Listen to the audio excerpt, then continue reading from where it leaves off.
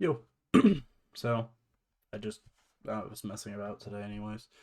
Digimon is a kind of weirder game, so basically the structure, as I said, is you're in teams of three where you fight.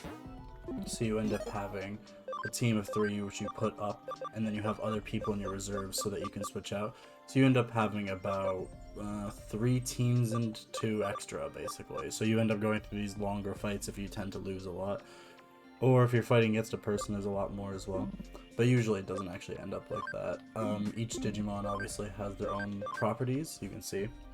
There's like their attack, their defense, intelligence, speed. ABI is actually a stat which kind of correlates to how many times they've been evolved and digivolved, almost like it's an experience of life almost, rather than like normal experience points.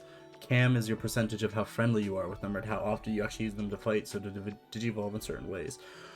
You have to have a high experience of them actually fighting. Personality revolves around how they act in certain ways, and same with other stuff. They have skills, obviously. Two of them, usually depending on the rank they are, which it goes from rookie to champion to ultimate to mega to where there's one past mega called ultra.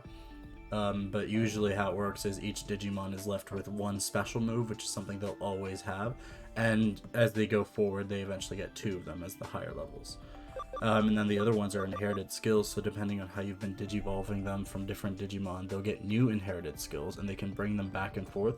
So this person, he's been through the ringer, you can see his ABI is 149, which is actually quite high.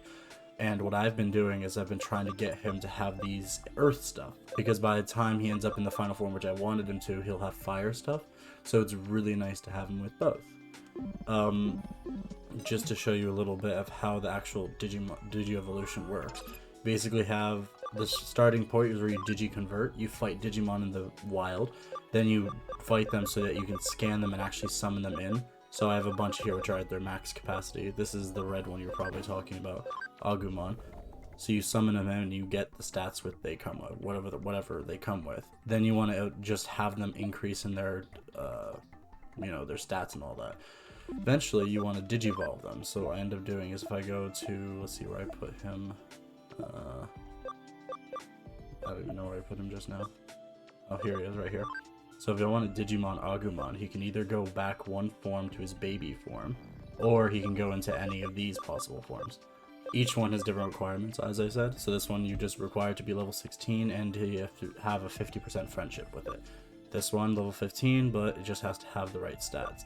This one's level 14, 12, 14, and this one actually requires a specific item to be held by him. So you have to go find that item if you really wanted to. So I'll show you on another Digimon just because it's easier, because I probably have someone else. Yeah, so, where's one which I have been working on? Oh, whoever's in my party maybe?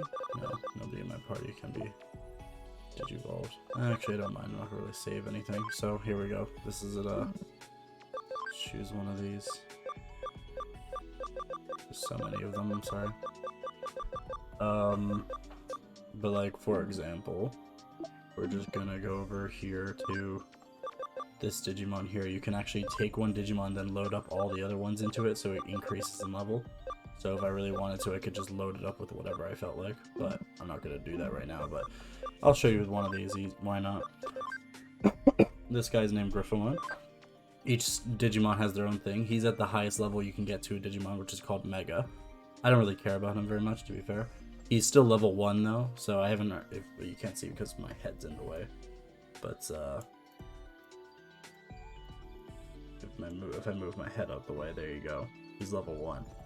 But I don't really care about him, but as you can see his ABI is 51, which is not that high. So what I can do is I'm going to take him, he's at the highest level he can be, and I'll de-digivolve him into a different form.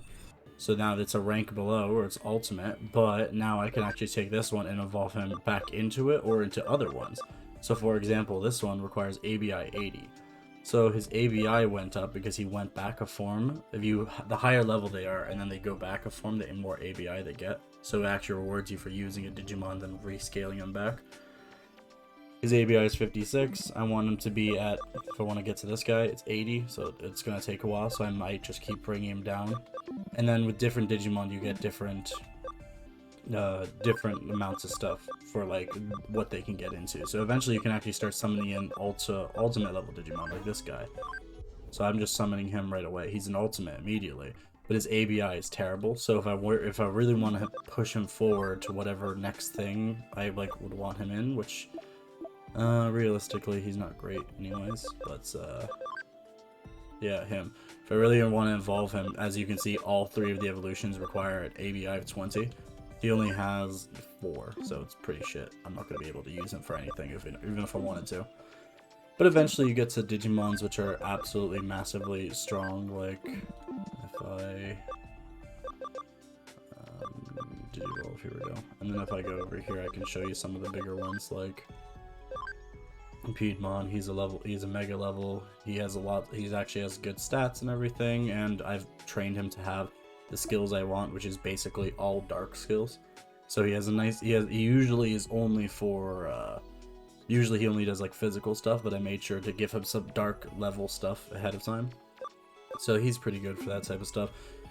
But there's also lots of people I have. I've just kind of played this game getting all the people I want, even like, there's like anime style people as well even, and if I go over here I can find some of the stronger ones like this guy. He's specifically really good for all the light stuff I have him, but I don't really use him for his light stuff because he has a really strong light move in the first place, like as his special move, but I gave him a nice of a range of everything else I want. And then I do that with every single Digimon I kind of get. You can see some of the final forms of the bigger ones, like this one for example. He's one of the really strong ones, really good stats, all around balanced. I have him with mostly upgrading his speed and wind attacks, anti-paralysis because it just tended to be a lot of paralysis Digimon around that time. Perfect Divine Dragon Slash. It's such a good move. And then you get even stronger ones because there's actually a form past, which is Mega. There's one which is Ultimate, or Ultra, sorry. Ultra is the next one. This one requires him to be at a cam of 100%, and 100% break Dramon is your friend, which means I need to have him and this one to be both at 100% for that. I haven't worked on them in a while, so I haven't been playing in a while. But eventually you get Digimon like this, which is a combination of 2, where this guy is an Ultra level, which is even stronger. I have some attachments on him. He has double special moves, which is both a fire and a water one. I put him with my favorite stuff, which is increasing his attack, then an acceleration boost, then a cross counter, and then a great light spell, along with his intelligence penetrating water attack and a physical attack for all of them. So he just does a massive amount of damage when I want him to. Same with this guy right here. This is Imperial Dramon. He's also very great. This guy actually is a combination of another one and 2 different Ultras actually, so he's really good as well. He just has one straight up super strong target attack right here. I didn't do much in terms of giving him like a wider range. I just gave him what I felt like was useful at the time. He only has one attachment too. I haven't been focusing on him. But you can see it, like every Digimon has so many different forms they can go back into and be in. So then it ends up just being crazy. Like this one's another one, you know? You got this one, he has got 2 ones as well, and a bunch of other stuff. So yeah, and then if you want to see the battles, we can go back. I'll go into a battle really quick. There's this like tournament thing which I've been abusing. I forgot to actually grab some Digimon. All the Digimon in my thing are about to die. Oh wait, I pressed the wrong one. Yeah, there's lots of locations in this, and the story in this game is like, it's a solid story. It's not the best thing on the planet. Like, it's pretty simple. And then even past, I forgot to say, when you're trying to like have them increase in strength, you can actually put them in little farms. I got them grabbing items for me, but like there's like farms where you can keep the Digimon on so they can train while you're off and doing whatever, and then you can feed them, give them items to use, and all that type of stuff. It actually just tells you what you're supposed to do in this story. But let me just grab. Let me just throw all these guys away into the bank, and I'll grab some stronger ones. You, and you. They're not high levels, I haven't upgraded their levels at all, but I'll show you how it works. Oh, sorry. I think there's the thing happening here at the red one.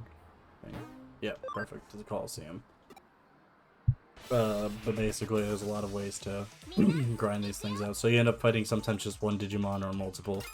But I have like 3 different guys. You get your stats. You get to do what you want. So you have item, a guard, a skill, or just a normal like punch. So because I want to get this over with quickly, I'm gonna choose Omni Sword.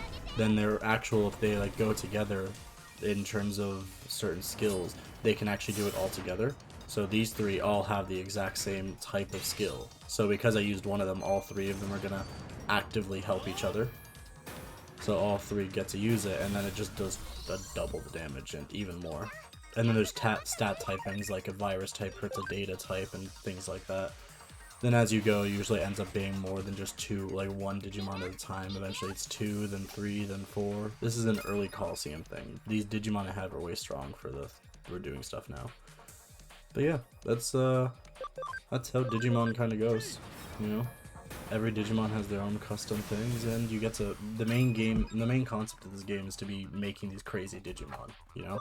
You can even change them out with the people you have in your party, which I didn't put anyone. And then you can even use tons of items, and if you don't even want to play normally, you can just put on auto battle, and then they'll just do their own things.